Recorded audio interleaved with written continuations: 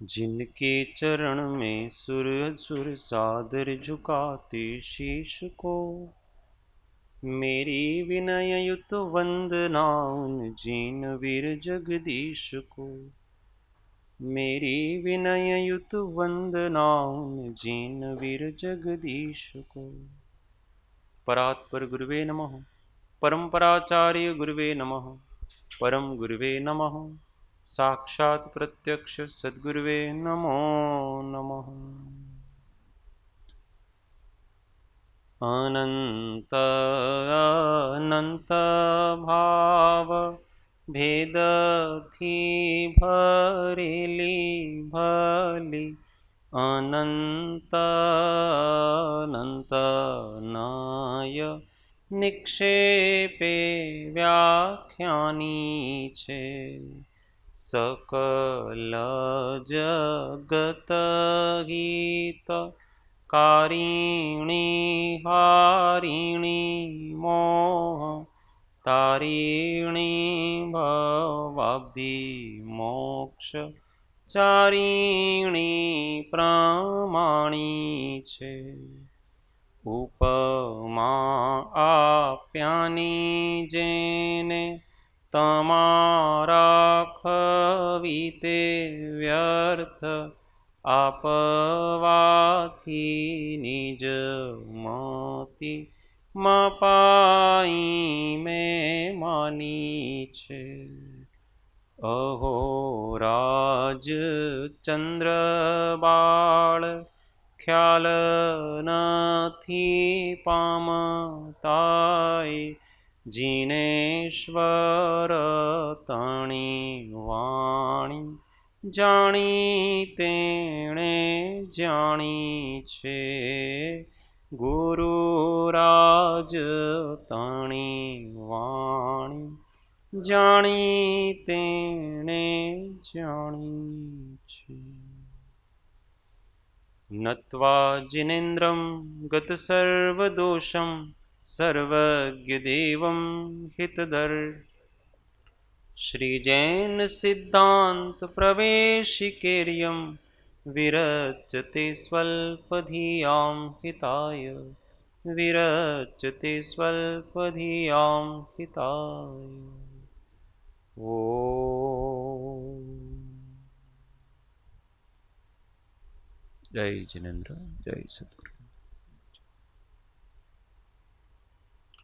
तत्व चर्चा में श्री जैन सिद्धांत प्रवेशिका अध्याय 3,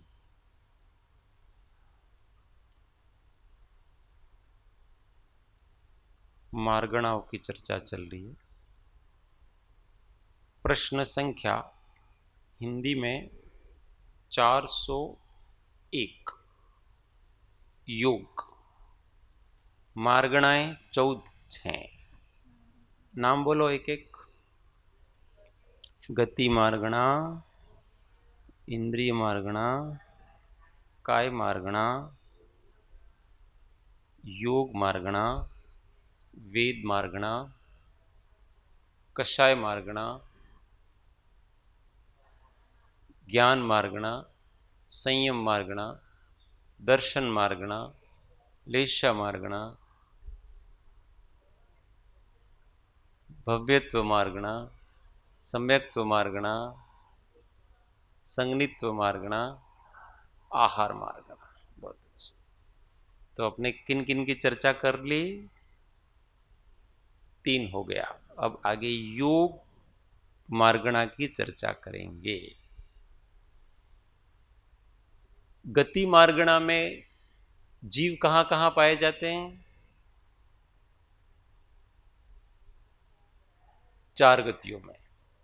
संसारी जीव या तो नरक गति में होंगे, या तिर्यंज गति में होंगे, या मनुष्य गति में होंगे, अथवा देव गति में होंगे।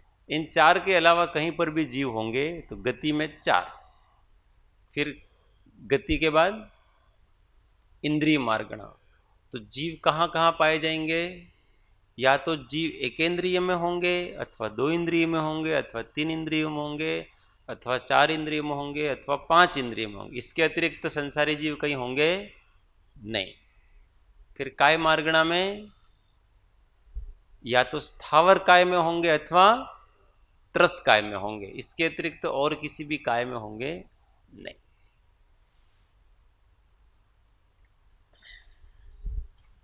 अब आगे योग मार्गणा 401 ગુજરાતીમાં 398।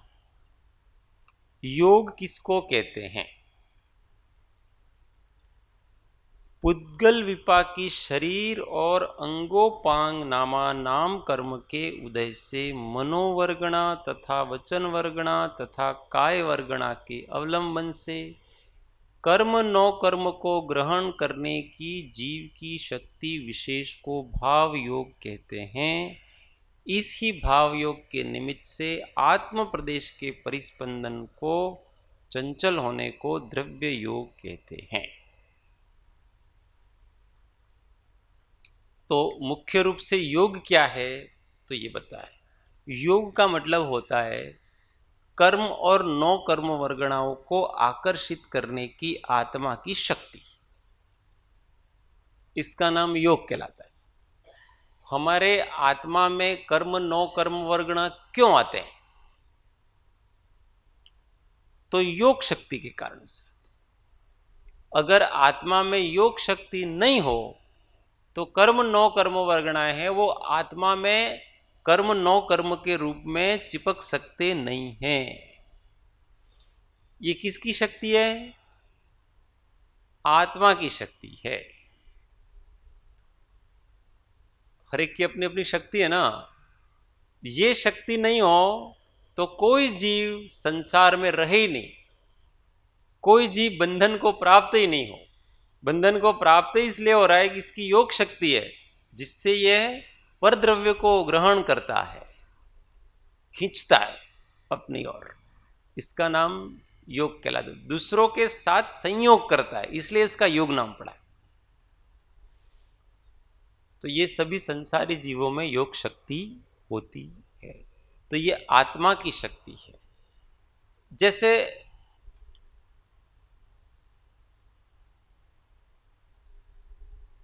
रूखा सूखा अपना ये शरीर है और उसके ऊपर आप मिट्टी डालो तो ठहरेगी नहीं, रेत डालो तो ठहरेगी नहीं।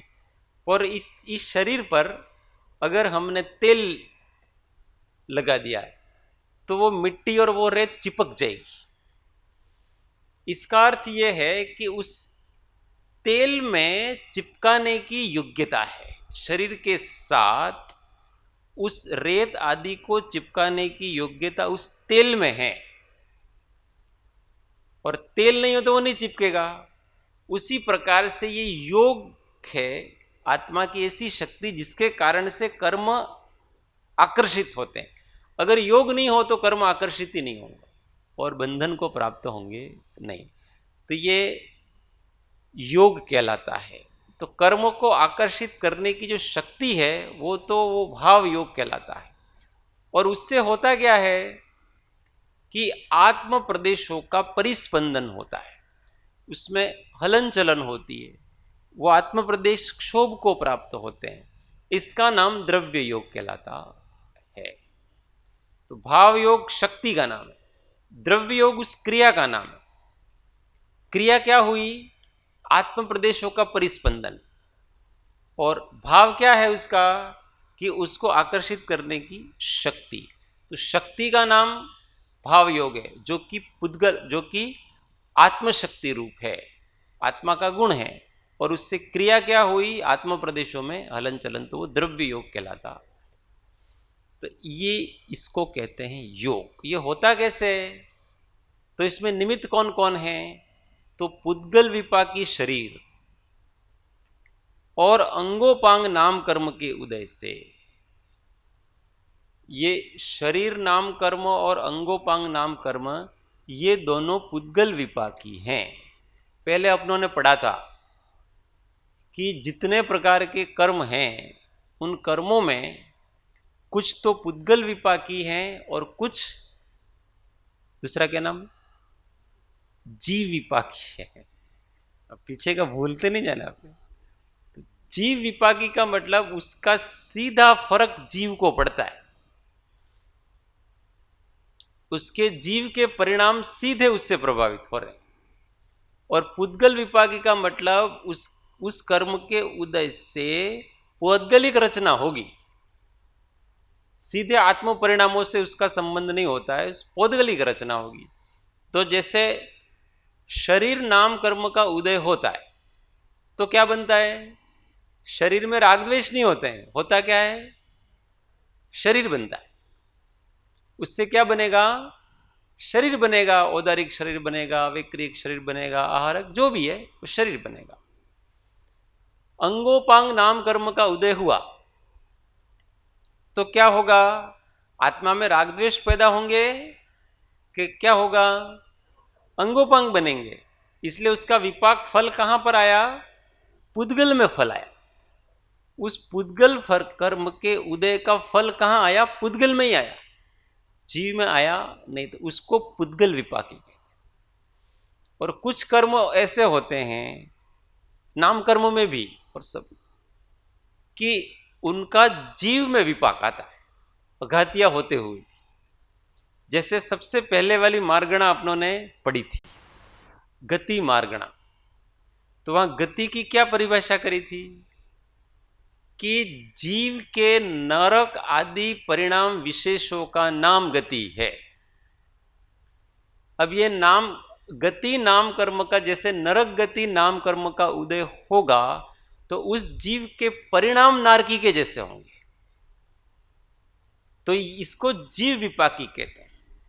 उस गति नाम कर्म का फल किसको मिला है, सीधा डायरेक्टली जीव को मिला है, क्योंकि इससे जीव के परिणाम नारकी के जैसे हो।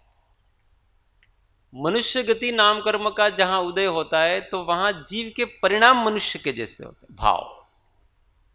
नरक गति नाम कर्म का उदय होता है तो जीव के भाव तिरंज जैसे होते हैं, तिरंज गति का, और मनुष्य में मनुष्य गति के जैसा।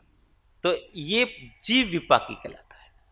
अघाती कर्म है, फिर भी उसका विपाक कहां पर आया, फल कहां पर मिलता है, उसको जीव में मिलता है, जीव के भावों में फर्क पड़ता है। तो ये पुद्गल विपाकी और जीव विपाकी है। तो यहां पर योग जिससे जिनके निमित्त से बनता है तो वो पुद्गल विपाकी शरीर नाम कर्म और अंगोपांग नाम कर्म, ये दोनों पुद्गल विपाकी है। इनका जब उदय होता है तो क्या क्या होता है, तो मनोवर्गणा, वचन वर्गणा और काय वर्गणा, ये तीनों बनेगी उसके कारण से। मनोवर्गणा है वो अंगोपांग नाम कर्म के उदय से बने, क्योंकि मन भी एक अंग है। द्रव्य मन जिसको कहते हैं ना, वो अपने हृदय प्रदेश में उल्टे कमलाकार 8 पंखुड़ियों का भगवान ने देखा, तो वो अंगोपांग नाम कर्म के उदय से बनेगा। वचन वर्गणाएं हैं वो भी शरीर नाम कर्म, भाषा वर्गणा है, उस भाषा वर्गणा से वो बनेगा। और काय वर्गणा से बाकी का जो पौद्गलिक शरीर वगैरह वो उस शरीर नाम कर्म के उदय से बनेगा। तो इनके अवलंबन से कर्म 9 कर्म वर्गणाओं को ग्रहण करता है। ये तो तीनों निमित्त हैं, मन, वचन और काय, ये तो मात्र निमित्त हैं भाव योग में। और इनके निमित्त से क्या होता है कि वो भाव जो योग शक्ति है वो आत्मा में प्रकट होती है, और उसके कारण से कर्म और 9 कर्म वर्गणाएं हैं उसको जीव खींचता है। उस खींचने का नाम भाव योग कहलाता है। वो भाव योग है, वो जीव रूप है। और फिर उससे क्या होता है कि आत्म प्रदेशों का परिस्पंदन होता है।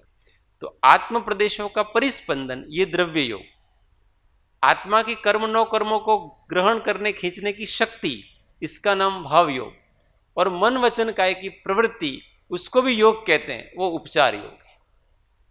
उसको उपचार से योग कहते हैं, वास्तव में वो योग है, वो तो पौद्गलिक अंग है।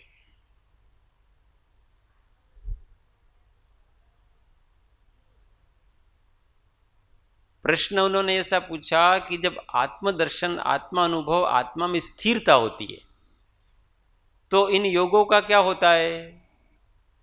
तो भाई वो आत्मदर्शन किस टाइप का है उसके आधार से। अब एक तो आत्मदर्शन चौथे गुण स्थान वाला भी कर रहा है, पांचवें वाला भी कर रहा है, छठे वाला भी कर रहा है, सातवें वाला भी कर रहा है, एक 11वें वाला भी कर रहा है, एक 12वें वाला भी कर रहा है, एक 13वें वाला भी कर रहा है। सबके आत्मदर्शन हो रहा है उन सबके। तो अभी चौथे वाले के तो मनोवर्गणा बाकी है, उनका परिणमन हो रहा है। तो स्थूल मनोवर्गणा और स्थूल जो वचन वर्गणा और स्थूल काय वर्गणा, इनका तो हलन चलन होगा नहीं, पर वो जो अंदर जो सूक्ष्म है उनका हलन चलन उसके होगा। और आगे तक कहां तक होगा? तो केवली भगवान के भी अभी द्रव्य मन बाकी है, भाषा वर्गणा भी बाकी है और स्थूल काय योग भी बाकी है। तो उनका तो वहां पर भी परिणमन होगा। तो इन सबके होते हुए भी आत्मदर्शन होता है। समझ में आया? भगवान की दिव्य ध्वनि खिर रही है तो भी भगवान आत्मा का अनुभव कर रहे हैं, और भगवान का विहार हो रहा है तब भी भगवान परम समाधि में लीन है। ये उनकी दशा देहातीत हो गई। अब इस पुद्गल के चलने से, नहीं चलने से, बैठने से, उठने से उनको कोई फर्क पड़ रहा नहीं है, क्योंकि मोह समाप्त हो चुका है। इसलिए इस पुद्गल के साथ संबंध पूरा छूट चुका है। इसके नीचे की दशा में अपने पुद्गल के साथ अगर पुद्गल की स्थूल हलन चलन होगी तो निर्विकल्प समाधि में दिक्कत आती है। निर्विकल्प समाधि में स्थूल काय की दृढ़ता होनी चाहिए, स्थूल वचन का त्याग होना चाहिए और काय का भी त्याग। और वचन, स्थूल वचन, स्थूल मन मतलब बुद्धिपूर्वक के संकल्प विकल्प, इनका भी त्याग होना चाहिए। इन सब का त्याग होता है, अर्थात इनका निरोध हो जाता है। तो ये योग निरोध इस प्रकार से समझना, स्थूल और सूक्ष्मता की अपेक्षा से। सूक्ष्मता की अपेक्षा से तो योग निरोध कहाँ होगा? 14वें गुण स्थान, अयोगी गुण स्थान में। वहां योग रहेंगे नहीं, इसके पहले रहेंगे। समझ में आ गई? समझा? समझ में आया कि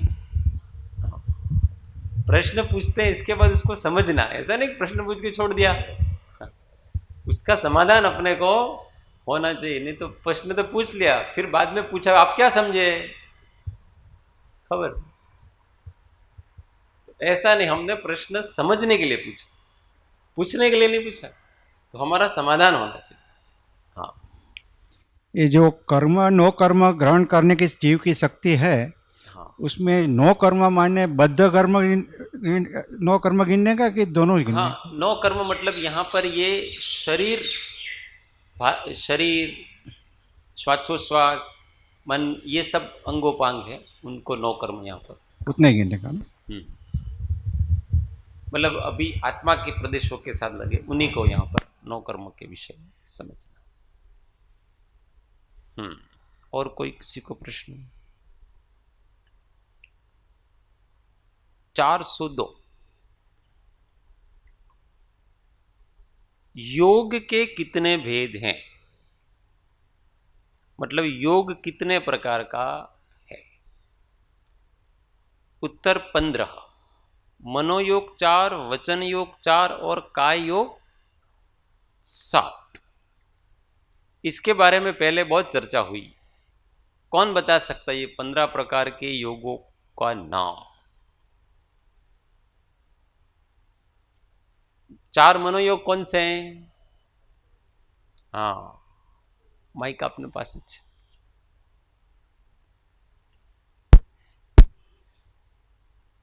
सत्य मनोयोग, असत्य मनोयोग, उभय मनोयोग, अनुभय मनोयोग। Very good. अब इसको दृष्टांत दे के बता सकते हैं कि ये सत्य मनोयोग है, ये असत्य मनोयोग है, ये उभय मनोयोग है, ये अनुभय मनोयोग है। ऐसे कौन बता सकता है दृष्टांत देकर? अपने बहुत बार चर्चा इसकी।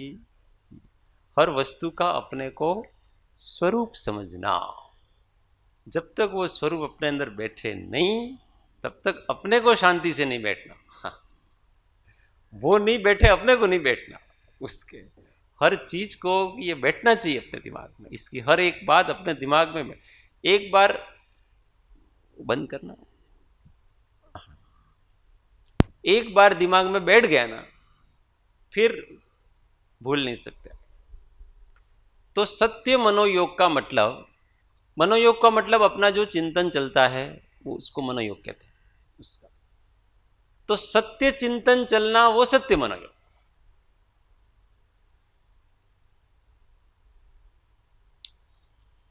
घड़े को देख करके ऐसा कहा कि ये घड़ा है, ठीक है, तो आपका सत्य चिंतन चल रहा है। ऐसा नहीं कि उसको ऐसा कहा कि ये थाली है, ये कटोरी है। घड़े को देख के क्या कहा हमने? ये घड़ा है। ये सत्य मनोयोग, ये अंदर चिंतन की बात चल रही हो।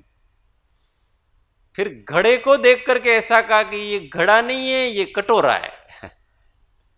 तो ये कौन सा मनोयोग है?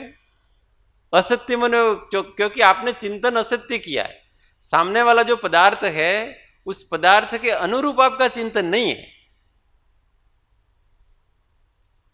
जैसे कोई है कि मैं शरीर हूं, ऐसा चिंतन चल रहा है, तो वो कौन सा मनोयोग है? मैं शरीर हूं, ये कौन सा मनोयोग है? असत्य मनोयोग। और मैं आत्मा हूं, ये कौन सा मनोयोग है? सत्य मनोयोग। तो वस्तु जैसी है वैसा ही चिंतन चलना, वो सत्य मन कहलाता है। और वस्तु जैसी है उससे विपरीत चिंतन चलना, वो असत्य मन मनोयोग कहलाता है। और फिर दोनों प्रकार का चिंतन चलता है कि कमंडल को देख करके कहा कि ये घड़ा है, तो अभी उसके अभिप्राय में दो चीजें हैं। अब ये सत्य भी है और असत्य भी है। कमंडल को देख करके उसके दिमाग में ऐसा विचार आया कि ये घड़ा है। उस विचार में दोनों गर्भित हैं। कैसे गर्भित हैं? कि कमंडल, घड़ा जिस प्रकार से पानी भरने के काम आता है उसी प्रकार से कमंडल भी पानी भरने के काम आता है। इस अपेक्षा से तो ये घड़ा है। और घड़े के आकार का कमंडल नहीं है, कमंडल का आकार घड़े रूप नहीं है, इसलिए ये घड़ा नहीं है। तो दोनों है, ये घड़ा भी है और ये घड़ा नहीं भी है। दोनों बात, इसको कहते हैं उभय मनोयोग। और एक होता है अनुभय, दोनों नहीं। दोनों नहीं मतलब सामने घड़ों को देख करके ये कुछ है, अब उसके न ऐसा है कि ये कमंडल है, न ऐसा है कि ये घड़ा है, उसको कोई स्पष्टता ही नहीं है। ये संशयवाचक जितने भी चिंतन चलते हैं वो सारे के सारे अनुभय मनोयोग कहलाते हैं, ये अनुभय मन कहलाते हैं। उनके निमित्त से जो परिस्पंदन होता है उसके हिसाब से कर्म वर्गणाएं चलती और उसके हिसाब से आश्रव होता है। अब हम किसी वस्तु का जैसा स्वरूप है वैसा चिंतन नहीं कर रहे हैं, तो हमारा गलत चिंतन हो रहा है। और गलत चिंतन हो रहा है, अपन मानते हैं ऐसे कि मैं सही चिंतन कर रहा हूं, तो ये असत्य मनोयोग से अपने को पाप का बंध हो रहा है। इसलिए वस्तु के स्वरूप का चिंतन सर्वज्ञ के आगम के अनुसार करने का है, क्योंकि पदार्थ का यथार्थ स्वरूप सर्वज्ञ ने आगम में बताया। अपनी मर्जी से वस्तु के स्वरूप का चिंतन नहीं करना।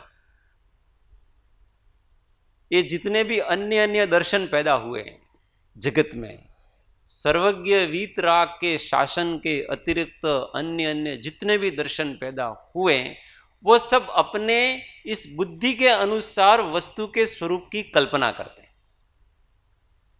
अब कभी तो बुद्धि थोड़ी चलती है और कभी चलती नहीं है।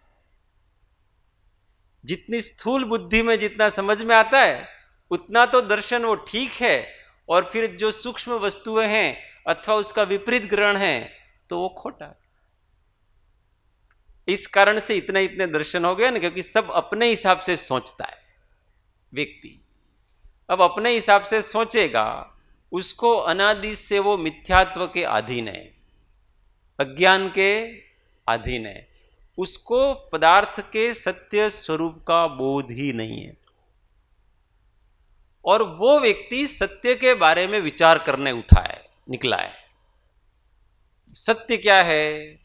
अब उसको अनादि से जो विचार चल रहे हैं वो तो काल्पनिक ही चल रहे हैं, सत्य के ठीक विपरीत चल रहे हैं उसके विचार, और वो सत्य का दर्शन करने चला है, सत्य के विचार करने चला है, और वो सत्य की खोज करने चला है। अब उसके पास सत्य का दर्शन कराएं, सत्य बताएं, ऐसा कोई सामने है नहीं, तो अपनी मर्जी से विचार करता है। अपनी मर्जी से विचार करेगा तो कुछ तो विचार आएंगे, ऐसा थोड़ी कुछ विचार नहीं आएंगे। अनादि से इसने 363 मतों का सेवन किया हुआ है, इसलिए कोई न कोई मत उसके अंदर चल रहा है, और उसके हिसाब से उसके विचार आएंगे, और उसको वो सत्य दर्शन मानता है। तो मारो विचार आम छे, अब तेरा विचार नहीं चलेगा भाई यहां पर, मारे हिसाब थी आम छे, अपना नहीं चलेगा यहां पर।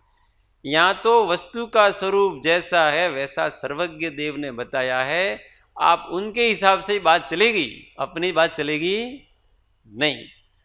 और वो सर्वज्ञ ने जिस प्रकार का स्वरूप बताया वो आगम में है, और उस आगम के ज्ञाता ज्ञानी गुरु हैं, उनकी देशना जब तक नहीं होती है तब तक जीव काल्पनिक विचार करता है। आत्मा के संबंध में भी इस जीव ने अनंत काल से अनादि से बहुत विचार किए, नहीं किए ऐसा थोड़ी है, परंतु देशना नहीं हुई थी, अपने मर्जी से किया।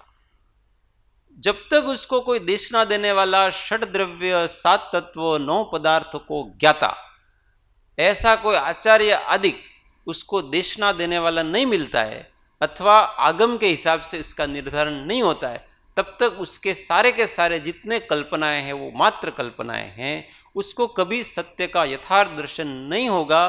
वो मानेगा वो अलग बात है, मानने में तो कुछ भी है, आंख बंद करके बैठे तो सबको कुछ तो कुछ चमत्कार होते ही हैं, कुछ न कुछ तो होगा ही होगा। किसी को अंधकार दिखेगा न किसी को प्रकाश दिखेगा, कुछ न कुछ विचार आएंगे ही आएंगे, पर वो सत्य नहीं है। सत्य है वो आगम से मिलना चाहिए, अनुभव में आना चाहिए, न्याय से सिद्ध होना चाहिए, और जो सत्य की परंपरा चल रही है उससे मेल खाना चाहिए। ये 4 बातों से अगर वो सिद्ध हो तो वो सत्य है, नहीं तो वो सत्य नहीं है। तो ऐसे काल्पनिक विचार हैं वो असत्य मनोयोग कहलाते, और सत्य विचार हैं वो सत्य मनोयोग कहलाते। इसलिए ध्यान करने के लिए, शुरुआत में ध्यान करने के लिए मना करते हैं, पहले ज्ञान करो फिर ध्यान, पहले सत्संग करो, स्वाध्याय करो, वस्तु को समझो, फिर ध्यान करो। क्योंकि ध्यान में करोगे क्या, आपको जो अंदर से पकड़ी हुई वस्तु है वही आपके विचार आएंगे ना। आपकी पकड़ जिस पे है, अनादि से मिथ्यात्व से ग्रसित है ये जीव, वही विचार आएंगे। कृपालुदेव ने कहा है, અંધકારના કેટલા પણ પ્રકાર કરો પણ એમાંથી એક પણ પ્રકાર અજવાળા રૂપ આવે નહીં। अंधकार के आप कितने भी प्रकार करो पर एक भी प्रकार ऐसा नहीं है कि जो उजाले रूप हो, अंधकार रूप ही होगा। उसी प्रकार से अज्ञानी का कितना भी प्रकार का भेद करो चिंतन के, सारे चिंतन अज्ञान से ही प्रेरित हैं, और ज्ञानी के सभी चिंतन वो ज्ञान से ही प्रेरित है। इसी बात को अमृत चंद्राचार्य भी कहते हैं, समय सार कलश। इसलिए अपने को अपने मन मर्जी से विचार नहीं करना है। सर्वज्ञ देव क्या कहते हैं, आगम में इसके बारे में क्या बताया है, उसके हिसाब से उसका निर्धारण करना, अपनी मर्जी से निर्धारण करना, कहीं न कहीं हम भूल खा जाएंगे। तो ये मनोयोग 4 प्रकार के। उसी प्रकार से 4 प्रकार के वचन योग, सत्य वचन, असत्य वचन, उभय वचन, अनुभय वचन।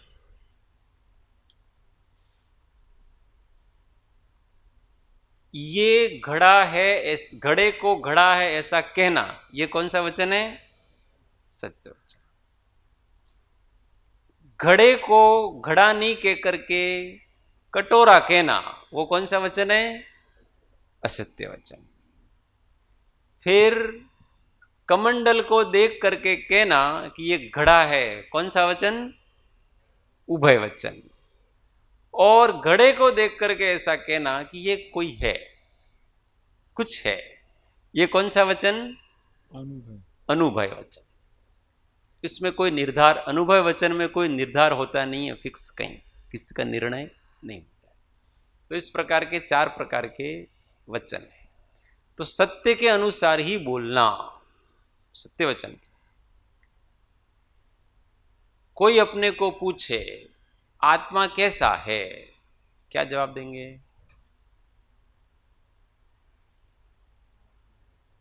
जवाब तो देना पड़ेगा। आत्मा ज्ञान स्वरूपी है। तो आपका सत्य वचन।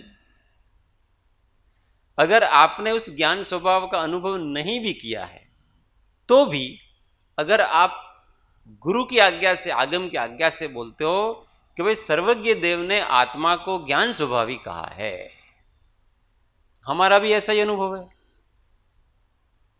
सबका अनुभव ऐसा ही है कि आत्मा ज्ञान स्वभावी है, वो मानता नहीं है जीव। प्रॉब्लम यही है, ये जीव अपने ज्ञान स्वभाव को, जो कि निरंतर उसके अनुभव में आ रहा है, उसको ही मानता नहीं है। इससे बड़ी मूर्खता कोई है? अज्ञानी को जब ज्ञान होता है ना, उसके बाद उसको उसके ऊपर इतनी हंसी आती है, क्योंकि हंसी इसलिए आती है उसको कि मैं आज तक इतने बड़े भ्रम में था कि जो मैं सदैव था उसी को मैं मान नहीं रहा था। एक क्षण के लिए भी जिसका वियोग नहीं था, एक क्षण के लिए भी जिसका अभाव नहीं था, वो मैं सदैव था। जब मैं अज्ञानी था उस समय भी मैं वही था, परंतु बस मैंने उसको स्वीकार नहीं किया था, कल्पना को स्वीकार कर रखा, काल्पनिक रूप से कि नहीं मैं शरीर हूं, मैं मन हूं, मैं ये हूं, मैं वो हूं, इसको स्वीकार कर रहा था कि जो कि हम नहीं है। इसका नाम ही तो जो नहीं है उसको स्वीकार करना, उसको मानना, इसी का नाम मोह है, इसी का नाम अज्ञान है। और जिस समय हम नहीं हैं, ऐसा जो वस्तु नहीं है उस ऐसा मानते हैं, उस समय भी हम तो ज्ञान स्वभावी हैं। जिस समय मिथ्या दर्शन चल रहा है उस समय भी हमारा स्वरूप वही के वही है, बदला नहीं है। परंतु ये मिथ्या दर्शन, ये अज्ञान है ना, ये एक कल्पना है। अज्ञान का कोई अस्तित्व ही नहीं है, अज्ञान इसने खड़ा किया है। समझना? अभी गर्मियों में अपन वो गाड़ी चलाएंगे ना, तो दूर से रोड पे ऐसा दिखेगा अपने को कि वहां पानी है। अब वहां जाकर के देखोगे तो क्या पानी है? ये पानी है, इस प्रकार की कल्पना कहां खड़ी हुई? इस जीव ने खड़ी की है ऐसी। ये वस्तु की स्पष्टता नहीं होने से विपर्यास है, और विपर्यास का कोई अस्तित्व नहीं है। वास्तव में वहां पानी था? पानी था ही नहीं, ये आपको लग रहा था ऐसा पानी था। तो ये जीव अज्ञान, कल्पना से ही अज्ञानी है, बस वो कल्पना छोड़ दे, इसी क्षण ज्ञानी है। तो हमने कल्पना से मान रखा था कि मैं शरीर हूं, कल्पना से मान रखा था कि मैं मन हूं, कल्पना से मान रखा था कि मेरा ये है, कल्पना से मान रखा था कि मेरा वो है। ये कल्पना जिस दिन छूट जाती है तो हम तो वहीं की वहीं। जिस समय वो कल्पना कर रहा था उस समय भी वो वही है, पर उस कल्पना के अवरोध के कारण से अपने स्वरूप का भास नहीं हो रहा था उसको। और जैसे ही कल्पना खिसकी और जैसे ही गाड़ी थोड़ी आगे बढ़ी और पता चला कि यहां तो पानी है ही नहीं, ऐसे ही जैसे ही ज्ञान का उदय हुआ, कल्पना खिसकी और पता चला कि जो मैं कल्पना कर रहा था उस पदार्थ का अस्तित्व ही नहीं। कल्पना में खड़ा किया हुआ था हमने उसके अस्तित्व को। प्रेत, प्रेत प्रेत क्या होता पता है? आज तक किसी ने प्रेत को देखा ही नहीं। प्रेत उसका नाम है कि हम अंधेरे में होते हैं ना, अंधेरे में कोई बच्चा बैठा है, उसको अंधेरे में कुछ कुछ जैसे लाइनें लाइनें दिखती है, ऐसे कभी अपने को भी दिखती हूँ। अंधकार में आंख खोल करके बैठना, कुछ कुछ ऐसे आकृतियां दिखेगी जैसे, उसको ही लगता है कि ये भूत है। फिर वो डरता है, फिर रोता है, फिर कहते भाई क्या हुआ, कहीं वो कहते यहां भूत है, फिर को दिखता है। अंधेरे में उसको अलग अलग प्रकार की अंधकार युक्त ही आकृतियां हैं उसके मन में कल्पना कर रखी उसने, वो दिखता है। और जैसे मम्मी के लाइट जलाती है, क्या इसमें तो कहीं है ही नहीं, तो कहते प्रेत चला गया। अभी तुम लाइट बंद करो वापस आएगा प्रेत। फिर मम्मी लाइट बंद करती है, फिर वो बच्चा देखो देखो ये तुमको दिख रहा है, मम्मी कहती मुझे तो नहीं दिख रहा यार। तुमको कैसे दिखता है? नहीं नहीं तुम लाइट चालू करो, अभी ये भाग जाएगा। फिर लाइट चालू करते भाग गए, देखो ये भाग गया। अब ये प्रेत कहां था? उसके कल्पना में था कि वहां वहां था, वहां तो था ही नहीं। ऐसे अज्ञान नाम का प्रेत इस जीव ने खड़ा किया है, जबकि वो था ही नहीं कभी। इसलिए जिसको ज्ञान प्राप्त होता है ना, उसको ये ज्ञान होता है कि अज्ञान था ही नहीं। अज्ञान अज्ञान के कारण था बस, उसका अस्तित्व था ही नहीं, यही ज्ञान उसको प्राप्त होता है बस। सदगुरु ना उपदेश थी आव्यू अपूर्व भान, निज पद निजमा ही लयू दूर थयू। अब क्या लिया उसने? निज पद निजमा, वो तो वही था, किसी और जगह थोड़ी था, परंतु निज को निज माना नहीं था, पर को निज माना था। ये कल्पना कर रखी थी, इस कल्पना का नाश हो गया। इसके ऊपर विचार करेंगे तो इसके कारण से क्या होता है? कर्म का आश्रव होता है। वस्तु का स्वरूप जैसा है वैसा हम विचारते नहीं हैं, वैसा हम बोलते नहीं हैं, तो इसके कारण से ये योगों में चंचलता होती है और उस कारण से आश्रव होता ये जो और का योग। ये तीनों प्रकार के योग के संबंध में कुछ दिनों पहले जो आपने बताया था कि हम इन तीनों योगों से प्रवृत्ति करते हैं और उससे हमारी बहुत सारी शक्ति का व्यय होता है। उसी में ये जो मन से अनेक अनेक प्रकार के व्यर्थ विचार करते हैं, उससे भी बहुत सारी शक्ति नष्ट होती है। यदि हम इन सब प्रवृत्तियों को रोक करके 3 दिन एक जगह स्थिर होकर के ध्यान करें, शांत चित्त होकर के रहें, तो वो 30 साल की साधना से भी ज़्यादा उसका फल होता है। तो वो जो ये ऐसा किसने कहा? आपकी स्वाध्याय में कुछ दिन पहले रिकॉर्डिंग है। तो तीन दिन अगर हम सारी प्रवृत्तियों को बंद करके ऐसा करें तो 30 साल की जो साधना है उससे भी ज़्यादा उसका फल है। तो मुझे तो ये जानना कि मन से जो अनेक प्रकार के विचार आते हैं, व्यर्थ के विचार करते हैं, उससे सबसे ज़्यादा शक्ति का व्यय होता है, वो कैसे? क्योंकि मन का आत्मा के साथ निकट संबंध, वास्तव में वो विकल्प हैं, वो ही मोह है। तो जो सबसे निकट होगा वो अधिक नुकसान पहुंचाएगा। ये दोनों चीजें तो बहुत दूर हैं, वचन और काय, और मन सबसे अधिक निकट है। तो आत्मा को क्षोभ हमेशा मन के संकल्प विकल्प से होता है, बोलने से नहीं हो रहा है, उतना मन के संकल्प विकल्प से। आप अगर सत्संग करोगे, अपनी अच्छी तत्व चर्चा हो रही है तो देखना मन शांत हो जाएगा, चंचलता खत्म हो जाएगी और अंदर से आनंद आएगा। क्यों? पता है, अनावश्यक जो संकल्प विकल्प थे वो नष्ट हो चुके हैं उस तत्व चर्चा। अब वाणी तो है वहां, पर मन की प्रवृत्ति वो शांत हो जाएगा, टोस ठंडक पड़ी गई। क्या कहते हैं अपन? ठंडक पड़ेगी। और उसकी जगह उल्टे सीधे विचार करो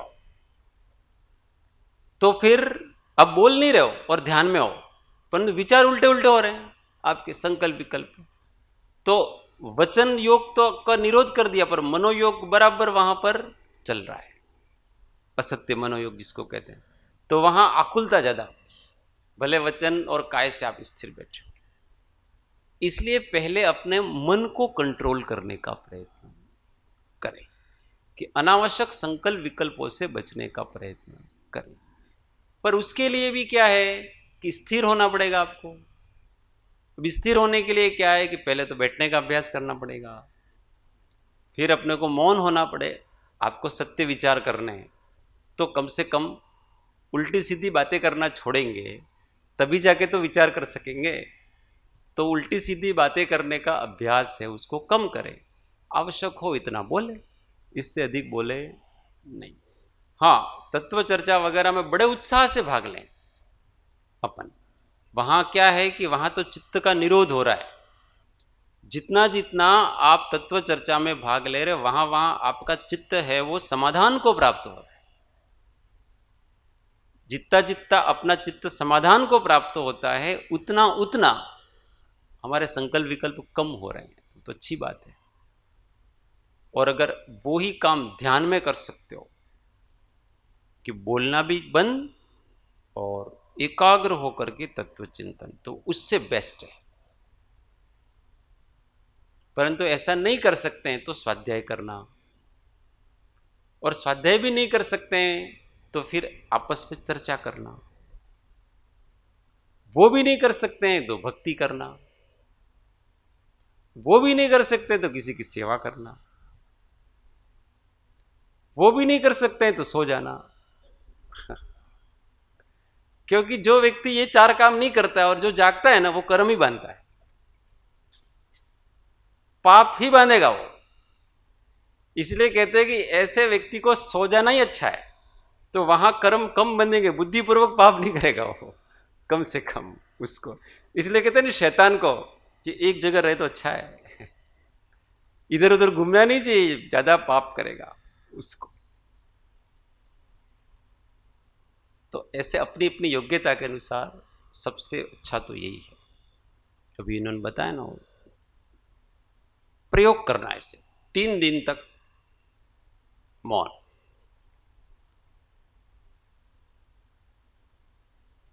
बोलने का नहीं, कुछ नहीं, पर अपने पास इतना तत्व चिंतन करने का मैटर होना चाहिए।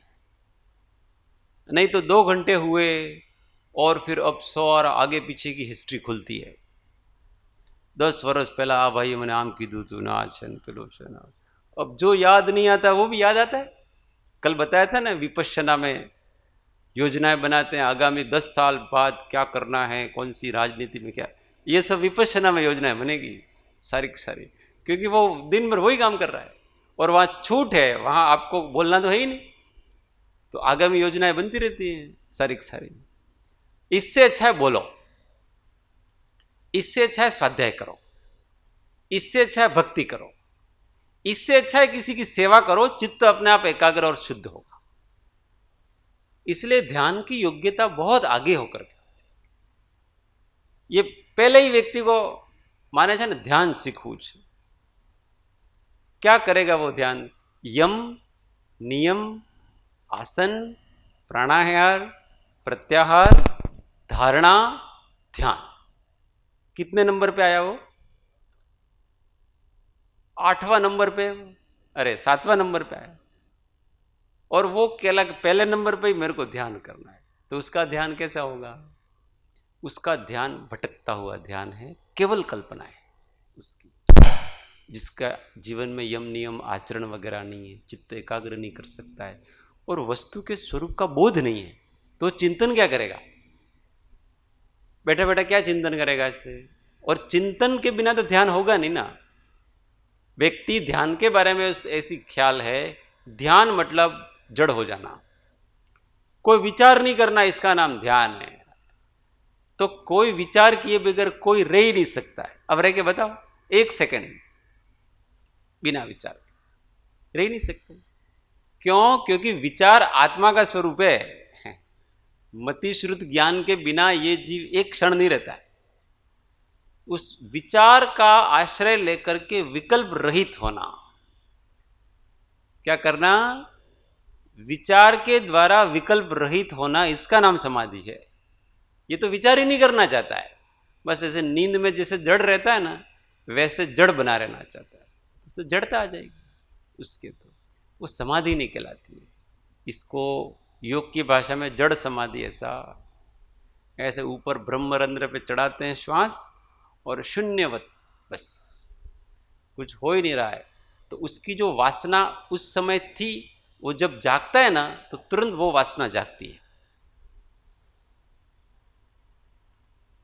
वो महाराज की कड़ी वाला वो गोकुल भाई सुनाए थे ना, तो कोई महाराज गए किसी के घर और भूख लगी, तो महाराज ने कहा चलो अभी कड़ी और खिचड़ी बनाओ।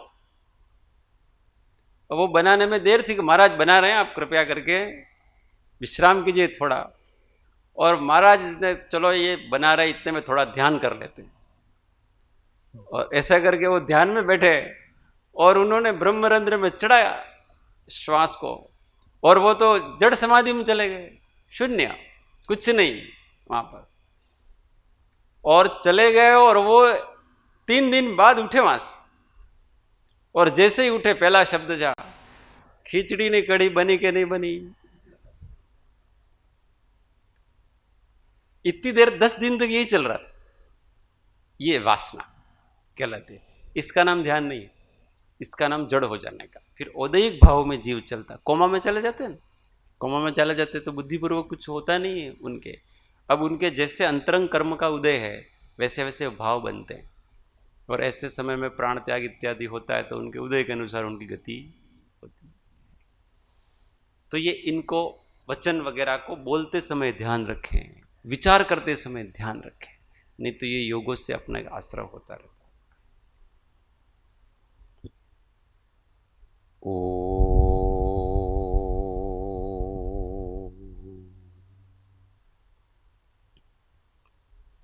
सुखधाम अनंत सुसंत चही, दिन रात्र रहित ध्यान मन, पर शांति अनंत सुधामय जे, प्रणमो पद तेवर तेजयति, प्रणमो पद तेवर तेजयति। सद्गुरु परम कृपाणु त्रिलोकनाथ की जय, सब संतन की जय। आनंद ओम। 1 मिनट मौन, आत्म अनुसंधान।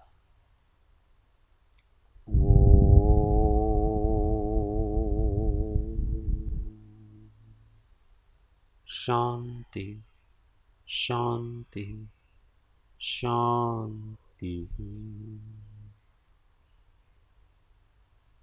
जय जिनेन्द्र।